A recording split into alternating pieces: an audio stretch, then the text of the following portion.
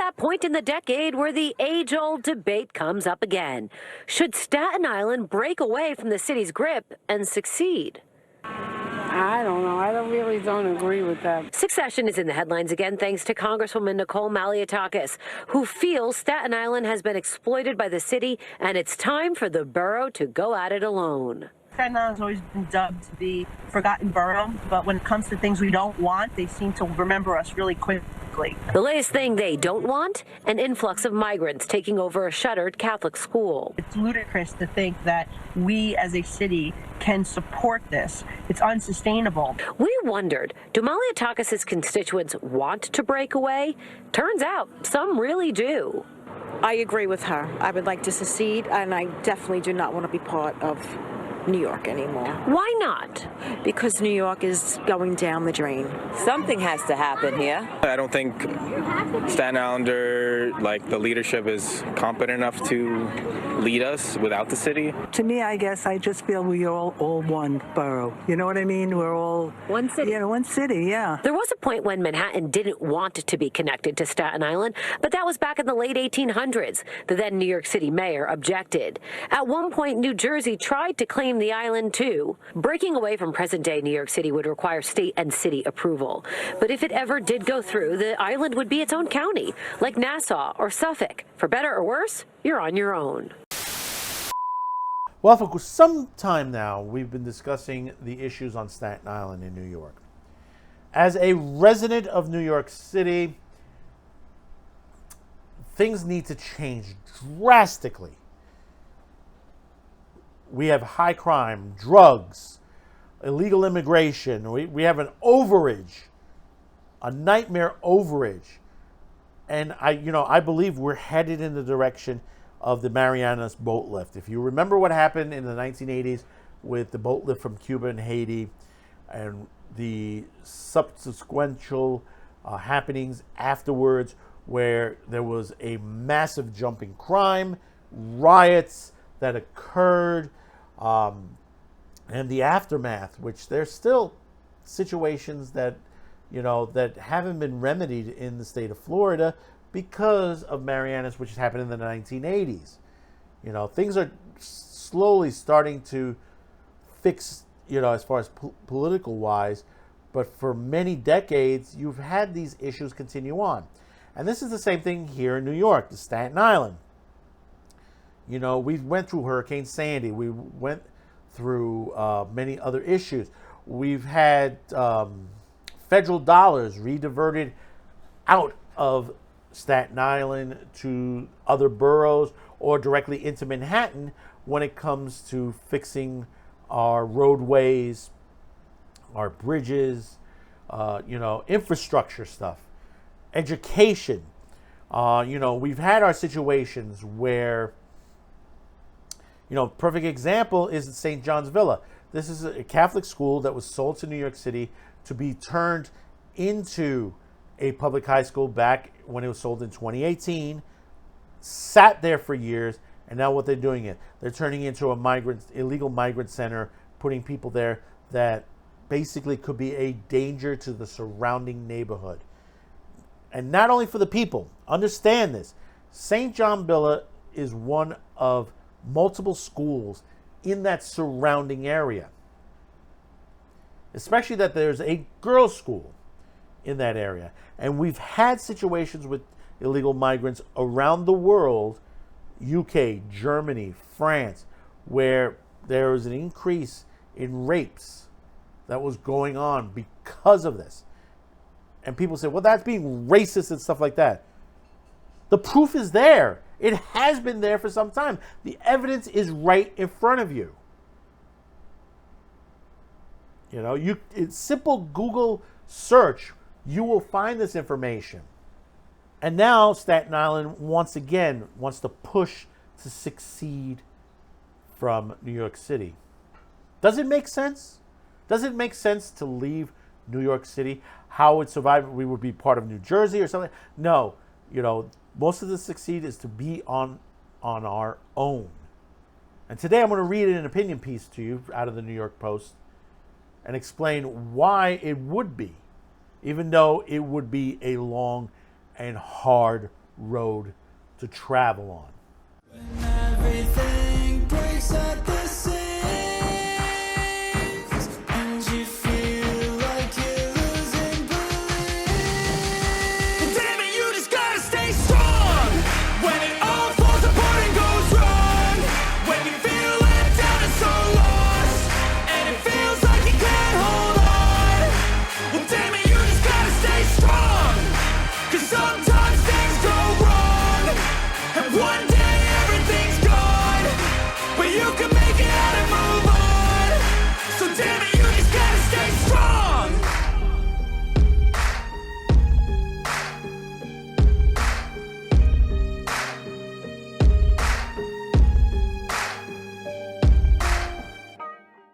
Representative Nicole Malliotakis has been screaming for this for quite some time now, that we need to succeed.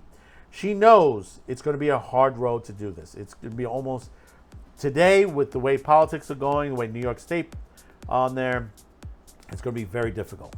Very difficult. As far as the people who live on Staten Island, the votes are there. It was 65% back in, it was late 80s, early 90s. It was Sheldon, the late Sheldon Silver, who kept us from succeeding. We would have been on our, Staten Island would have been very prosperous and on its own for quite some time now. Like some people have said in interviews, Staten Island is the stepchild of New York City. Not treated right. And it hasn't been. Arthur Kill Road hasn't been expanded. We have a second subway line that can be built very easily.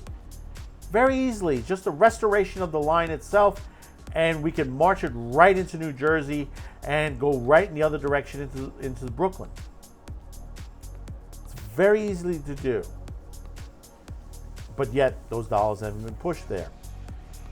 Education dollars, schools, money for schools out here hasn't been done. All they've been doing is dumping garbage onto Staten Island. So we're going to read into this. This is an opinion piece from Howard Hussock from the New York Post. Why Staten Island seceding from New York makes sense for multiple reasons. Representative Nicole Malliotakis is right that Staten Island is not likely to succeed in seceding from the City of New York. The borough needs the approval of both the City Council and the state legislature, neither of which agreed to the idea after Staten Islanders voted to split off from Gotham in a 1993 referendum, which passed with 65% of the support. And again, that was Sheldon Silver that basically stamped that out. But Malliotakis is also right that secession makes good sense and not just a means to keep migrant camps out of the borough. The issue at the moment, smaller government close to the people gives voters greater control over how their tax dollars are used, how their schools are run, and what gets built in their neighborhoods. And it limits the power of special interest groups like public sector unions. Now, there's nothing against unions. You can have unions in there, but a lot of the big public sector unions have had major issues thrown onto places like Staten Island. Staten Island are just looking to have the same sort of control over their governments their small town and suburban counterparts across the state enjoy. Simply put, suburban votes count more. In the city, with roughly 4.6 million voters, each of the 51 council members represents some 90,000 voters in suburban Scarsdale. Each of the 7 villages' trustees represents 1,036 of the 7,252 registered voters. That means individual voters can swing school board elections, and parent groups can outvote teacher unions in districts with smaller labor unions. Volunteer zoning boards can decide whether high-rises should be built and ensure that if they are, resulting in property tax revenue will cover the increased public cost. Such would be the fruits of a successful Staten Island succession. It's worth keeping in mind history. The consolidation of 5 boroughs in 1898 was motivated by nothing but creating a common governance for the harbor port. No one envisioned a school district with 900,000 students. Indeed, a key memo to the legislator from the consolidation movement leader, Andrew Haskell Green, has no mention of schools or planning or right to shelter. Green was focused almost entirely on the need for a single authority overseeing New York ports, New York, Brooklyn, Long Island City, and Jersey City. And all of the communities around the ports have a common interest in keeping open to the fullest communications with the interior, and the results and other common interests that can be best accomplished, united efforts and forces directed from one united municipality. Proponents also wanted to make sure the city was the nation's largest population, a point of pride, but not much more. Out-of-borough voters who approved the referendum was required for consolidation barely assented. Kings County, Brooklyn, passed proposal by about 50.1%. Flushing voted no. Voters understood they were joining something bigger but losing important controls. It's worth pondering the possibility that breaking up New York borough by borough might lead to better government, as voters come to understand that they have more power over what the government does on how well it does. School districts organized by borough would compete for residents based on their performance, just as schools district did in Westchester and Nassau. Teacher unions will no longer have the power to bring the whole city to its knees, nor would the bus drivers. It is no coincidence that there have been no teacher strikes in Westchester. They take place in big cities with big school districts such as Chicago instead. Individual boroughs would decide whether to fund or defund the police, to permit marijuana dispensaries, as suburban municipalities are allowed to do, to continue rent control, to elect officials by ranked choice voting. These are all the major policies decisions that the average New York City voter has little power to influence, but which voters in smaller jurisdictions can. Not that all breakups would be easy. The city's finances are complex, and there would have to be an accounting of how much accumulated debt for each borough is responsible for. And they'll throw most of it onto Staten Island. Such complications gave Georgia's legislature a pause when it asked to approve succession referendum by Atlanta's affluent Buckhead section last year, and decided not to even permit a vote. It's an understatement to say Albany is less likely to do so. Yeah, they don't want to lose Staten Island. They don't want to lose it because basically that's money in their pockets. That is money and voting power in their pockets. But Malliotakis gets it right. Staten Island would likely to have an opportunity to self-govern. Complication, legal and finance doesn't mean succession doesn't make sense. The reasons it would be better for Staten Island are the same reasons the city council and legislature won't approve it, but should. And this is correct. This is an actual, this is something that's been on the minds of Staten Islanders for many years now. Why aren't we our own city outside the five boroughs? We should be on our own. Westchester's been at it for many years. Nassau County, they do a lot better than the five boroughs. Their voting structure is a lot better than the five boroughs. School levels are better than the five boroughs. You've seen what's been happening. You've seen what happens when, they want to, sector unions want to go on strike. This one wants to do this, that. In a smaller perspective, as a city like Staten Island, you wouldn't get this. You would have disagreements on there, but because a smaller government would be able to focus on there and let the voters decide whether there should be an increase as far as payments to the unions, or how much control on a school board, what certain people should have on a school board. That's our major issues.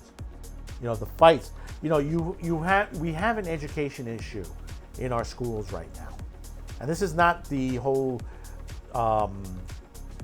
sex thing that's going on there. We have children that are not able to read, write, and know mathematics. A lot of them going into high school this way, and then graduating out of high school, going into college. I've already talked about these articles, and I'm going to bring those articles hopefully forward to you, and we'll have a better discussion of that. I wholeheartedly believe Staten Island should succeed from New York. It should be on its own. It's not going to be an easy road. It's not.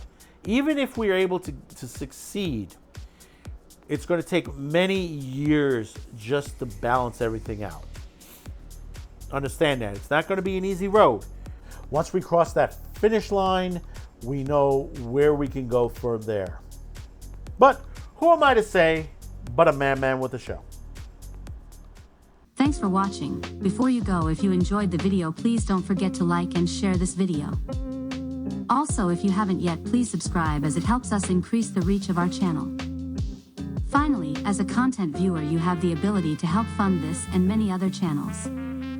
If you wish to help grow this channel by financial support, you have two ways. There are two links below. One link will send you to a direct pay site where you can make a donation. The second link will send you to our gear store where you can purchase t-shirts, mugs, and other specialty items. Any additional discounts will be listed on the main page. Once again, thank you for watching and your support.